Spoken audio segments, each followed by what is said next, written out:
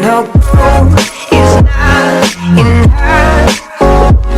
She's a diamond under. So we have this equation here that, again, kind of our banks are utilizing. They want to make sure that they're accounting for any expected inflation within their loans.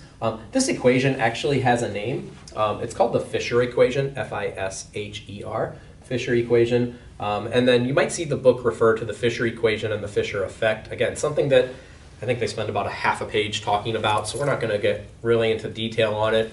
But for those of you who do go on to money and banking, it would be something that you spend a significant amount of time looking into a little bit more. So we know that banks are taking inflation into account, at least in terms of expected inflation. Are expectations always met? The answer is no. If you think about like a mortgage, for example, a mortgage for an individual consumer is a 30-year loan. For firms, it might even be a little bit longer. So a bank, whenever they promise you some interest rate on your mortgage, they're thinking about inflation over a 30-year period. The further out you go, the less accurate that expectation is going to be, which I think is kind of true in everything. The Federal Reserve is usually very accurate within a year. They say that they're pretty accurate within 2 years, and then they kind of say after 3 years, 3 to 5 is maybe, and after 5 it's kind of a guess. That's from some of the people I know at the Federal Reserve. I don't think they would officially publish that. But that's going to be important because now this is a way to kind of wrap all the way back around to this idea of, is inflation bad? Is inflation a problem? And I actually think this has an interesting impact. Like, what if actual inflation is greater than the expected rate of inflation? Well, in one of our prior videos, we talked about this idea of seeing the impact of inflation on money. And we said that inflation reduces the value of money. So if I kind of apply that to this sentence up here, if actual inflation is greater than what the bank thought, the value of the money in that long-term loan is going to go down. The inflation is going to push the value down. That's actually kind of bad for banks because they weren't expecting that whenever they made their loan. Their value is worth a lower amount whenever they get it back than what they anticipated. It's actually very good for borrowers, though, because if the value of money is lower, it's going to be a little bit easier to pay off debt. If we have actual inflation, if we're having more inflation than expected, we're probably also seeing wage growth. So what's happening over a long period of time, over a long course of the debt, wages are probably going up, the value of that debt is probably going down, and it's going to get easier to pay off. I actually think that's a huge impact for you guys as students, because as students, you probably should root for inflation right now.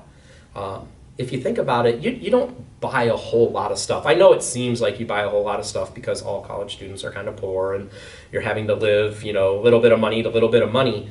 But when it comes down to it, you don't buy a whole lot of stuff.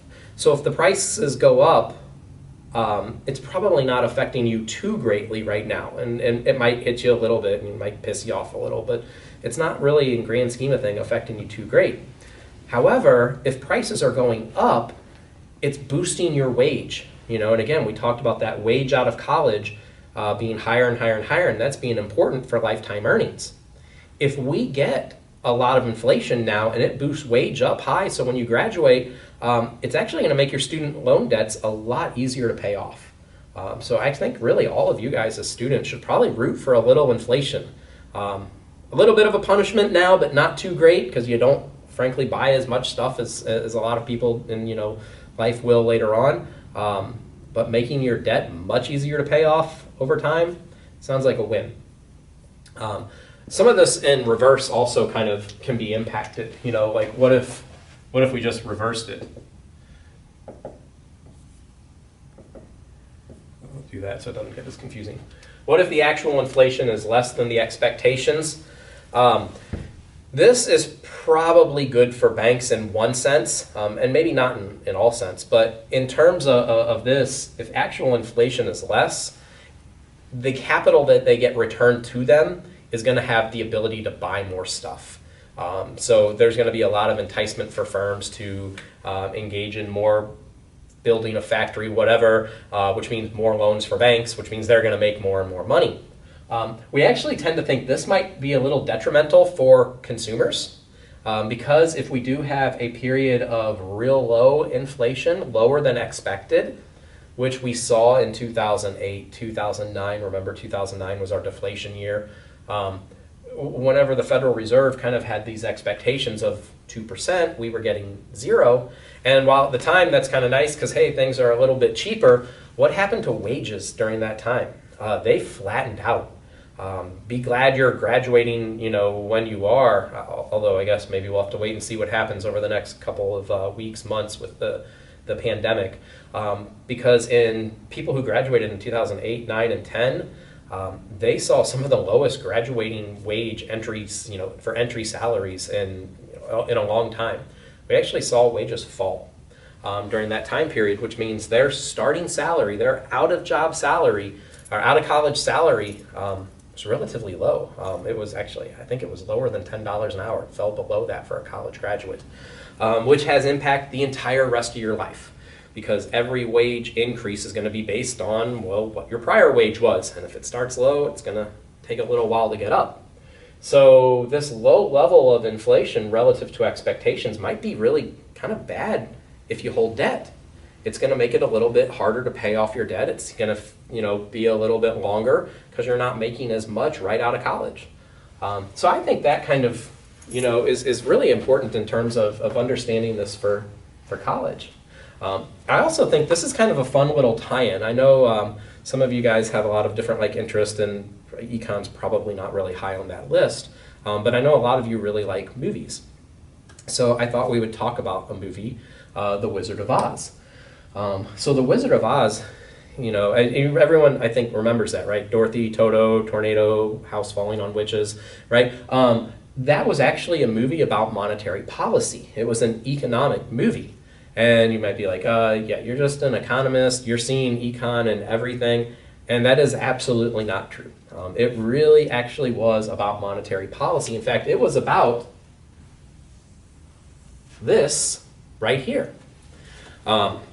So I thought that we could elaborate on that just a little bit. How are we doing time? 7:37. Okay, so we can elaborate on this just for a few minutes, and we might have to pick it up in the next video as well. So first of all, Wizard of Oz, before it was a movie, it was based on a book. Some of you may have even read the book in 5th or 6th grade. I don't know when they read the book, but it's kind of a kid's book. It was written by a guy named Frank Baum.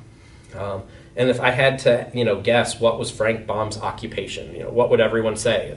Duh, he was a children's author. You just said he wrote a children's book. Not exactly true. Frank Baum was not a children's author. Frank Baum was a newspaper reporter, and he worked for a newspaper in Chicago. He was a political columnist in the early 1900s. And in the early 1900s, being a person in the media and reporting on politics, a lot different than today. In the early 1900s, it was considered kind of taboo. It was just not done. You didn't talk negatively about politicians. So totally different than today. You just didn't talk negatively about politicians. So Frank Baum started writing these political columns, and he wanted to make some criticisms. And you don't talk negatively about politicians. So he made up some characters that he could talk about. And the characters at the time tied to different politicians or figures, in the economy. And he was able to weave a story with all of these different characters. So that's kind of the quick little preamble. So what was going on in Chicago? Why did he write this story? Well, in the early 1900s, Chicago was not the sprawling metropolis it is today. In fact, actually, St. Louis was a far bigger city than Chicago at this time, which is really hard to believe right now. So Chicago was mostly kind of still an agricultural area. There was, of course, an urban downtown, but most of the readers of the newspaper, of the Chicago paper he wrote for, I think it was The Sun, were actually farmers. That was what Chicago was. It was still based on farming primarily. And farming still today, you know, and in the past, usually a lot of farmers have to take loans out at the start of the year. They take loans out to buy the seed, they plant their fields, and at the end of the year they harvest their crop, they sell, they pay off their loans, and they keep profit. That's actually still very similar today, so not a lot has changed in that regard.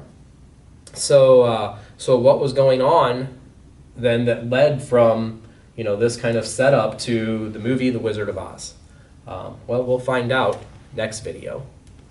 You got it.